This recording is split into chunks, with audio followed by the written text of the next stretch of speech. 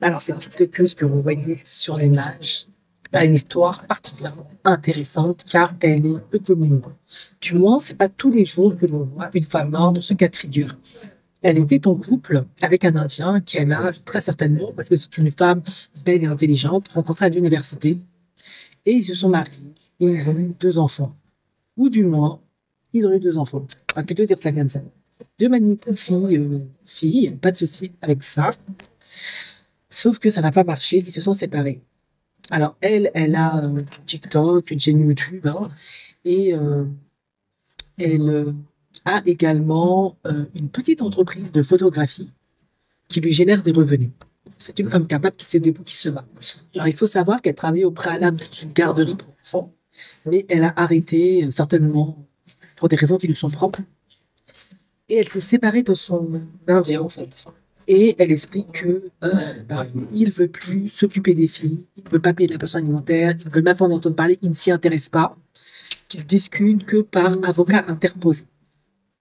Alors, dit comme ça, on peut se dire que il a déserté, il veut plus la calculer ni rien, mais elle ne veut pas rentrer dans les considérations du pourquoi, du comment ils en sont arrivés là. La seule chose qu'elle dit, c'est que chaque fois que se retrouve au tribunal, en tout cas avec des avocats, euh, toujours qu'elle a des revenus avec sa chaîne YouTube et elle a des revenus avec son entreprise de photographie, du coup, qui n'a pas à donner quoi que ce soit. Alors, il faut quand même faire attention. Je ne dis pas qu'elle ment, mais on est quand même sur les réseaux sociaux.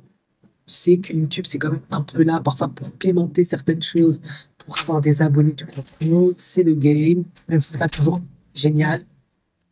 Donc, il se peut en fait que la réalité, c'est qu'elle est demandé un certain montant. Lui, il refuse d'accorder ce montant-là et c'est pour ça qu'ils s'entendent pas. Ça peut être ça, à mon avis. Mais on va rester sur son récit où elle dit qu'il ne veut rien donner, il ne veut pas contribuer ni rien ni rien. Sauf que, elle a sa chaîne YouTube, elle en parle, etc. Mais pourquoi en fait les hommes afro, les hommes noirs réagissent beaucoup à cette TikTokeuse? Ben, c'est parce qu'en fait, elle s'est remise en couple, mais avec un homme noir depuis 5 ans. Lui, visiblement, a accepté d'être le nouveau père de ses filles. Il s'occupe d'elle depuis 5 ans. Visiblement, ils vivent le parfait amour, ça se passe bien. Alors, pour les sceptiques, des femmes noires qui disent, oh là là là là. Ben oui, parce que on sait très bien ce qu'on pense de ça la plupart du temps. C'est bizarre. Eux, ils ne veulent jamais être des beaux-pères. Ils sont que des beaux-pères quand c'est des whiteys ou des femmes light skin. En fait, il accepterait d'être le beau-père pour une femme noire. Est-ce que c'est parce que ses filles sont des métis avec des cheveux curly? C'est chelou. Est-ce qu'il n'y a pas de nouvelles intentions derrière? Bon, je vous cache pas qu'il y a des hommes, ils sont beaux-pères en fait, hein. Ah, faut pas croire. Moi, je sais que mon propre père, il a adopté les enfants de certaines de ces femmes qui avaient été abandonnées par des baby daddies.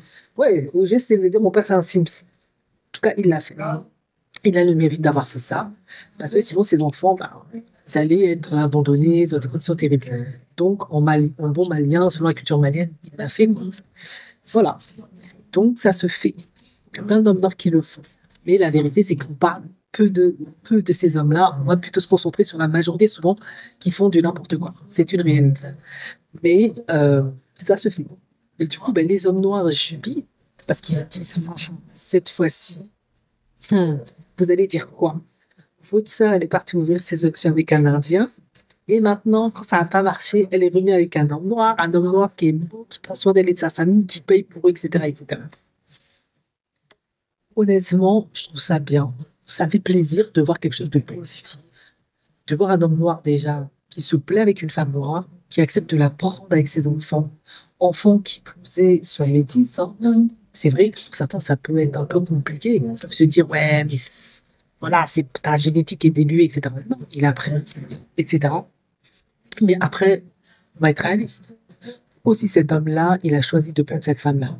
Mais parce que c'est pas la femme noire, ghetto, qu'on voit et que, vous voyez ce que je veux dire? Comme dans les clips de Megan Thee Stallion, Cardi B, tout ça. Non, c'est une femme intelligente, bien éduquée, belle, qui a un travail, qui a des revenus par sa chaîne YouTube, par La photographie, elle a des centres d'intérêt, elle a une belle personnalité, elle contribue, elle fait quelque chose. Elle s'est visiblement très bien occupée de ses filles, elles sont très très bien éduquées. Et peu importe ce qui se passe avec le baby daddy, ben, de ce que j'ai compris, c'est un homme indien capable, qui gagne très bien sa vie, qui s'en sort bien en fait. C'est pas un galérien. Et tous ces critères-là, ben, ça joue, on va pas se mentir. On connaît quand même les hommes noirs, ils aiment pas se mouiller tout le temps dans des trucs compliqués, surtout les Afro-Américains. Donc je suis convaincu que si il a choisi cette femme-là, on va pas être naïf parce qu'à un certain âge, tu ne choisis pas ta copine, ta partenaire comme quand tu as 20 ans, tu regardes aussi plein d'aspects. Mais elle, je suis désolée, quand je vois son profil, elle coche toutes les cases. En tout cas, dans le contexte afro-américain, je précise.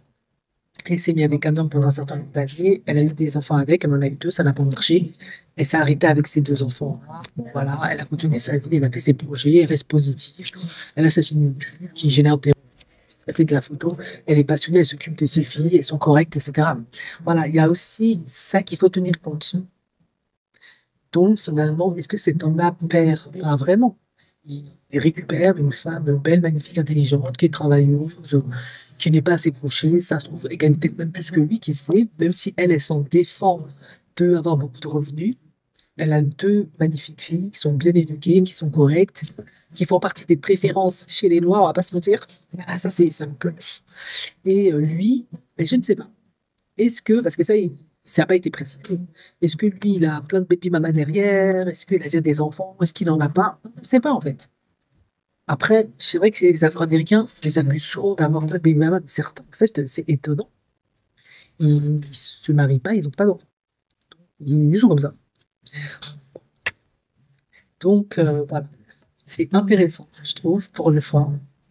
Donc, bon, ils sont contents. Ils disent, vous voyez que chez nous, il y a des hommes de qualité. Je dis pas qu'il y en a pas, mais il faut quand même les chercher, hein.